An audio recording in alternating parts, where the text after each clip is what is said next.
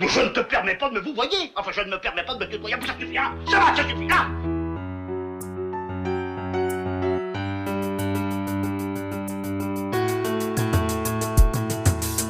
Bien le bonjour, bien le bonsoir, l'instant Pur Cinéma, le podcast cinéma de Cholet, et je reçois aujourd'hui, en collaboration avec le Festival du film et de la musique de film de La Baule, Cyril Morin, compositeur, à l'occasion de la sortie de son nouvel album 25 Years Soundtrack.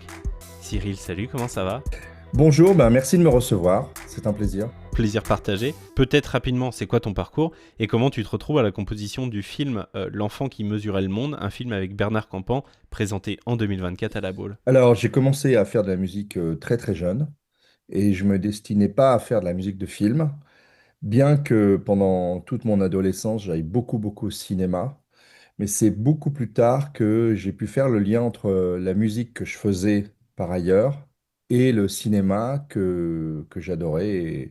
Je voyais beaucoup de films et je continue à en voir beaucoup. Et du coup, je suis devenu compositeur de musique de film un peu par hasard, comme beaucoup de gens de ma génération d'ailleurs. C'était pas programmé.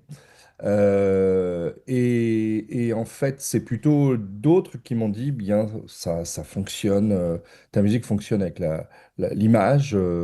Et j'ai dit, OK. Et j'ai fait un court-métrage, deux courts-métrages. J'ai pu faire de la télévision assez vite. Et puis j'ai cru au point de même retourner étudier la musique pendant plusieurs années pour comprendre quels outils j'avais à ma disposition, comment je pouvais exprimer ce que j'avais vraiment en tête.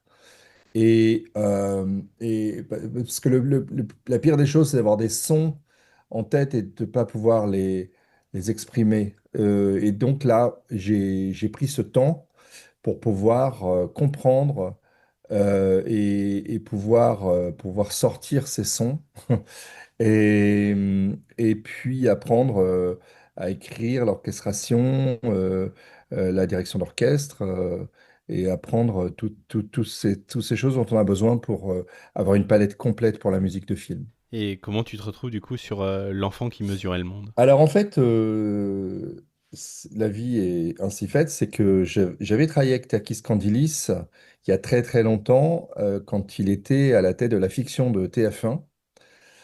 Et à l'époque, j'avais fait des grandes séries de l'été qui s'appelaient Tramontane, Méditerranée, avec le réalisateur Henri Hellman. Et je faisais beaucoup de télé et je travaillais avec Takis de temps en temps.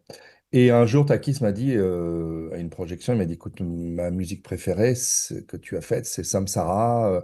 On l'écoute tout le temps avec ma femme, etc. Et il s'est passé une vingtaine d'années avant que Takis, dans son parcours, revienne à une sorte de liberté où il a choisi de réaliser ce film. Et en fait, on s'est retrouvés, ce qui était très agréable. Il y a une dizaine d'années, on avait fait aussi la série Borgia ensemble. On avait lancé la série. Il faut savoir que pour lancer une série, c'est quelque chose assez compliqué. Il y a beaucoup de stress de part et d'autre. Et en tout cas, il avait été un vrai soutien à ce moment-là. Donc on était en contact et il m'a appelé pour faire la musique de ce film. Donc j'étais ravi. Et le film se passe en Grèce, donc je suis allé à Athènes pour enregistrer des musiciens. Ça a été une collaboration vraiment très agréable. Et puis on parle de la même chose, on aime bien les symboles, on aime bien parler des sous-textes, on aime bien aussi que les choses soient construites à l'arrière de l'histoire, aussi bien sur le scénario que le visuel et que la musique, du coup. J'ai pas fait beaucoup de longs métrages en France, j'ai beaucoup travaillé à l'étranger. Mais après près de 150 films, où il y a quand même beaucoup de docs et de téléfilms pour la télé française, c'est mon troisième long métrage français. C'est quelle envie pour toi justement cet album des 25 ans de musique de film ? Alors, cet album, il est très important pour moi parce que, comme je viens de l'expliquer, j'ai travaillé dans des pays très différents, avec des cultures très différentes. Donc, je suis comme ça en Inde, aux États-Unis, en Afrique, en Afrique du Nord, en Israël. Euh, et je me suis retrouvé avec des cultures très différentes dans des pays différents. Et je me suis retrouvé aussi récemment, à cause du système des plateformes, etc., à avoir un film qui était numéro 1 en Angleterre, un thriller qui s'appelle Cold Meat, qui ouvre l'album d'ailleurs, et que ce film, avec un film qui sortait pas en France. Donc en fait, vous vous retrouvez avec des sorties qui sont différentes selon les pays, et en fait, les pays différents ne savent pas que le film existe.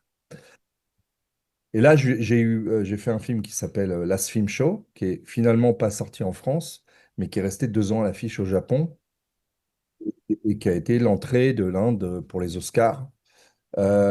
Et ce film n'est pas sorti en France. Donc, si vous voulez, ce qui est très important pour moi, c'est d'avoir pu réunir dans un seul endroit, qui est cette compilation, euh, tout- toutes ces musiques qui sont parties un petit peu partout.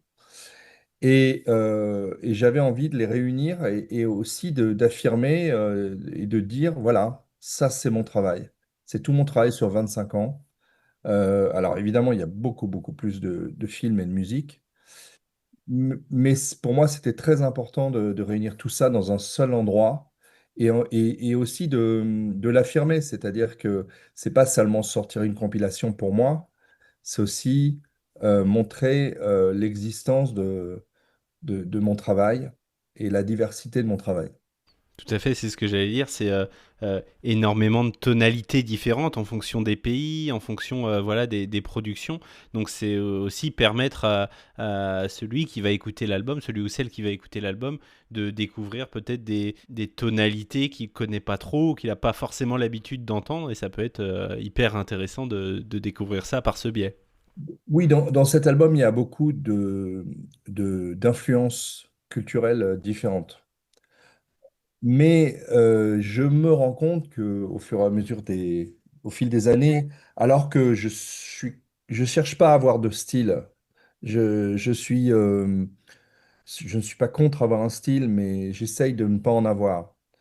Mais euh, il se trouve que j'ai dû l'écouter il y a quelques jours parce que j'avais une écoute avec quelqu'un et donc je me suis aperçu quand même il y avait quelque chose qui en ressortait. Euh, donc, je préfère que le style arrive malgré moi que volontairement, en fait. Tout à fait. Compositeur, mais aussi réalisateur, notamment de Hacker's Game avec Pomme Clémentieff en 2015.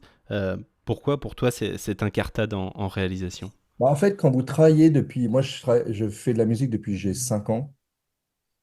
Euh, J'étais dans les années 2000. C'est là où j'ai commencé à faire beaucoup de musique de film. Et en fait, vous êtes dans une situation où vous ne choisissez pas la couleur. C'est-à-dire que vous travaillez avec un réalisateur qui choisit la couleur pour vous. Et souvent, ça se passe très bien. Et puis d'autres fois, c'est compliqué. Et j'avais envie, vivant aux États-Unis à ce moment-là, j'avais envie d'être à l'origine de certains projets. Il se trouve que ici, beaucoup de gens prennent la liberté de lancer des projets. J'étais hier avec un acteur qui a lui-même choisi d'acheter les droits d'un livre et puis de choisir le réalisateur et de lancer un projet. Donc, j'étais un peu désinhibé pour faire ça ici. Je ne pense pas que je l'aurais fait en Europe.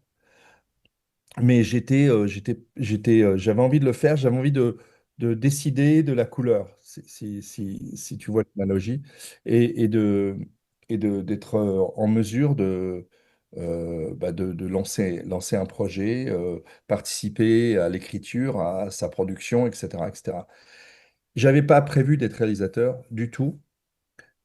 C'est venu comme ça, un petit peu, bah voilà, pourquoi ça tu le fais pas? Ok, bah ok, non, je vais pas le faire, mais ça m'a pris une semaine pour décider de le faire.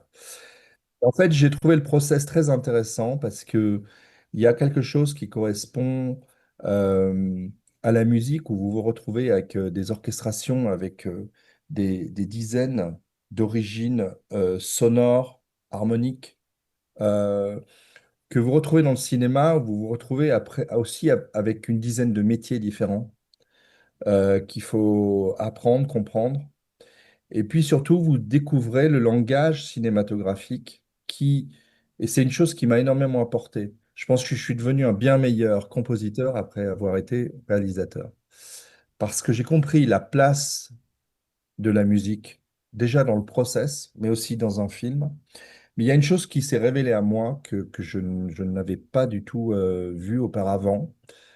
Euh, Vous savez, quand on est compositeur, on est un peu dans une bulle et on a besoin de cette bulle pour créer, mais on a un peu de tendance à penser que cette bulle est très importante.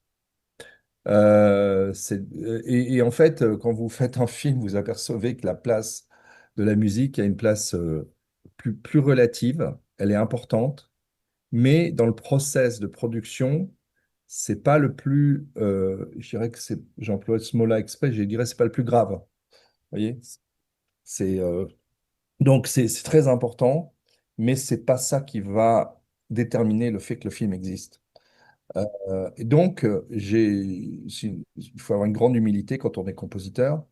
Euh, et la chose que j'ai appris le plus, c'est le storytelling. J'ai compris que j'étais un storyteller. C'est une révélation pour moi en écrivant des histoires, en les réalisant, puis en revenant à la musique en me disant, et c'est la même chose en fait. Je participe à une histoire, je suis un storyteller, je suis un filmmaker, et si je veux être un compositeur à 200%, à ce moment-là, j'écris une pièce pour un orchestre et un chœur, voilà, et là, je peux exprimer pleinement ce qu'est la musique. Mais quand je fais partie d'un film, je fais partie d'une histoire et je suis un des éléments, un peu comme les racines d'un arbre qui s'enchevêtrent comme ça. Je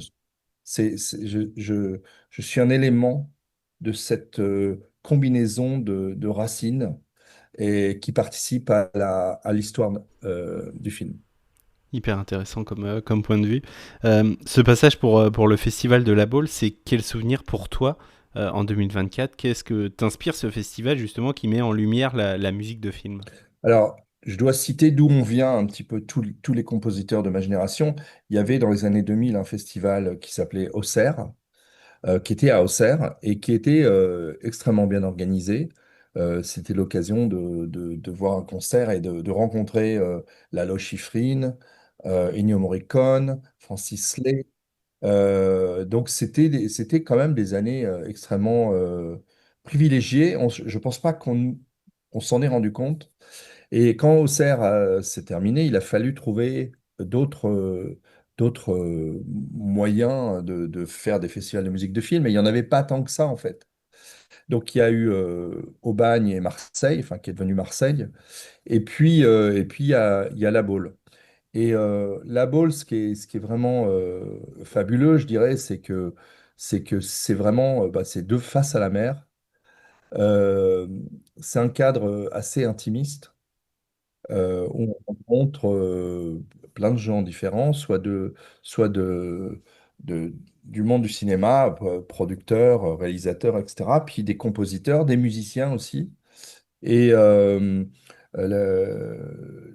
c'est très, c'est un cadre extrêmement agréable. Ouais, et puis ça doit être gratifiant en plus d'être mis à l'honneur comme ça dans un festival, d'avoir la composition de musique et pas forcément mis en valeur dans beaucoup de festivals, tu le disais. Donc voir voilà, un festival perdurer et mettre année après année la musique de film en avant, ça, j'imagine gratifiant pour les compositeurs. Ouais. Oui, les festivals, c'est très important. Et d'ailleurs, moi, je fais je suis directeur artistique d'un festival en Italie, un festival de musique de film, qui est international aussi. Et ça permet aussi d'inviter, on a eu Simon Franklin, le compositeur de Avatar. L'an dernier, on avait Anne Dudley, qui a été oscarisée pour The Full Monty. Et on a eu Jean-Michel Bernard qui est venu. Donc on a pu être en relation avec vraiment des compositeurs exceptionnels. Euh, et c'est très important. Je dirais, bon, au moment où on se parle, je suis aux États-Unis. Ce soir, je vais à un grand concert organisé par le magazine Deadline, où toutes les grandes musiques des longs métrages qui sont dans cette saison, on va dire, vont être jouées, dont le prochain Avatar, d'ailleurs, ce soir. Euh, Et Waouh. ça va être fabuleux. En fait, on est ici capable d'organiser quelque chose comme ça, de cette énorme qualité, en disant, tiens, toutes les musiques de films, imaginez les Césars qui décident, enfin, ou un magazine associé au César qui décide qu'on va jouer toutes les musiques de films, des parties de musique de films, de tous les films qui sont présentés au César en France. Voilà, ça, c'est fabuleux. Mais à l'inverse, il y a pas, il y a une vraie attention sur la musique de film. J'en reparle dans mon petit film d'aujourd'hui sur mon site internet. Euh, mais il n'y a pas vraiment de festival de musique de film aux États-Unis. Euh, mais c'est compensé par un intérêt, un vrai intérêt sur la musique de film et que ça n'est pas mis à part du film. C'est pas quelque chose que l'on traite différemment que le film. C'est vraiment, ça fait partie de la campagne du film. Et quand le film sort, vous faites partie de la sortie. C'est très important. Et c'est aussi parce que la musique peut avoir une attention particulière et qui peut amener aussi des prix, être au devant de la scène et participer à la promotion du film, tout simplement. Et ça, enfin, ici, c'est assez évident. C'est pas évident partout. Eh bien, place à la séquence express. Rassurez-vous, Madame Bourdelle, c'est français, c'est la police française.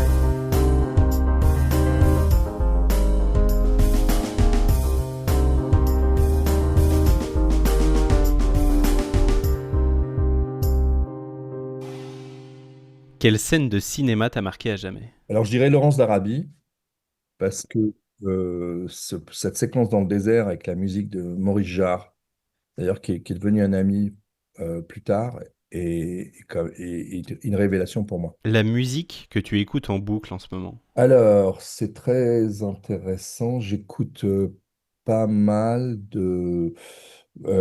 j'écoute pas trop de musique de film, à part quelques amis que j'aime beaucoup, comme Gabriel Yared ou Alberto Iglesias.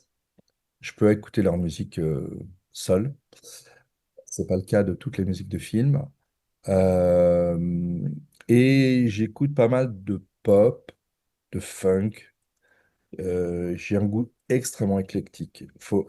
Je viens quand même de la scène rock et new wave dans les années 80.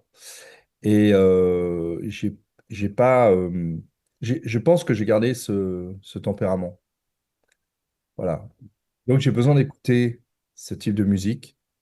Et d'ailleurs, je suis en train de produire un groupe là, qui va sortir prochainement et qui s'appellera Saimo et, et où justement je reprends toutes ces influences de ces années-là. Tes dernières larmes au cinéma, c'était pour quel film si tant est que tu pleures au cinéma? Alors j'ai vu un film danois qui vient de sortir au cinéma qui s'appelle Sentimental Value Oui, Joachim Trier présenté à Cannes cette année. et la relation père-fille dans ce film m'a touché. On va changer d'univers, je vais t'amener dans le mien. J'adore. L'aliment ou le plat que tu n'aimes pas? Ah, alors là, alors je mange pas de viande. Alors je peux pas manger de viande. Et même l'odeur du barbecue, je peux pas. Ton dernier repas, c'était quoi? Alors, mon dernier repas, c'était, je crois que c'était hier. Je suis allé dans un sushi à Santa Monica et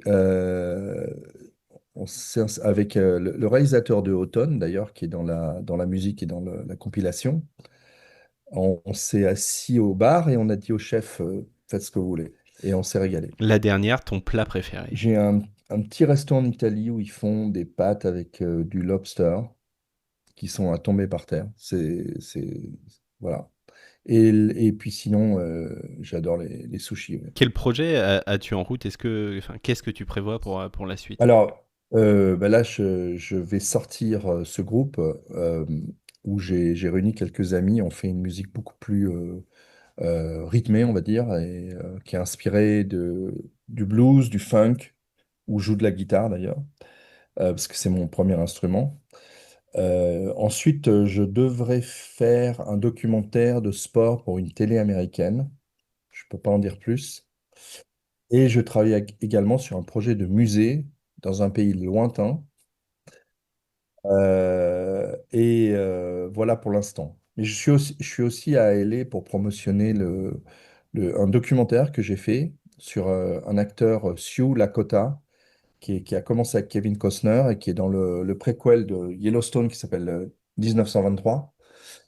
Et il s'appelle Michael Spears. Et je suis allé dans le Montana pour l'interroger et en fait lui poser plein de questions que j'avais en tête sur sa communauté, le passé, le présent, aussi on va dire les contes. Et lui demander par exemple qu'est-ce qu'on lui disait quand il était enfant. Comme nous, on a nos contes, quels sont ces contes. Et en fait, je savais pas comment que ça allait donner un documentaire, mais en fait, il est présenté ici à Los Angeles dans une semaine. Et ça s'appelle One Voice Searching for Michael Spears. C'est déjà sur les plateformes. Et donc, je suis ravi. Je viens d'avoir un article dans Hollywood International Filmmaker. Et donc, j'organise le screening la semaine prochaine. Pour rappel donc, 25 Years Soundtrack, disponible depuis le 7 novembre. Cyril, merci infiniment pour ton temps, merci pour ta confiance, merci de t'être prêté au jeu également. Bonne continuation, je l'espère à très bientôt. Une nouvelle fois, merci à Baptiste Depoix pour cette opportunité. Merci beaucoup. Et y a quelqu'un? Non, y a personne. Ah bon? Je vous l'avais dit que vous me le paieriez. Payeriez. Je vous l'avais dit. Désarmez-les et récupérez Nico. C'est pas moi. C'est qui alors? J'ai vu, je sais qui c'est, mais je dirai rien. Vous savez découper une sole, un loup, un turbo? J'ai des notions mécaniques. Bon, tout le monde règle sa montre. Mission, quelle heure est-elle? 14h12. Midi 5, parfait. Arrivée d'air chaud.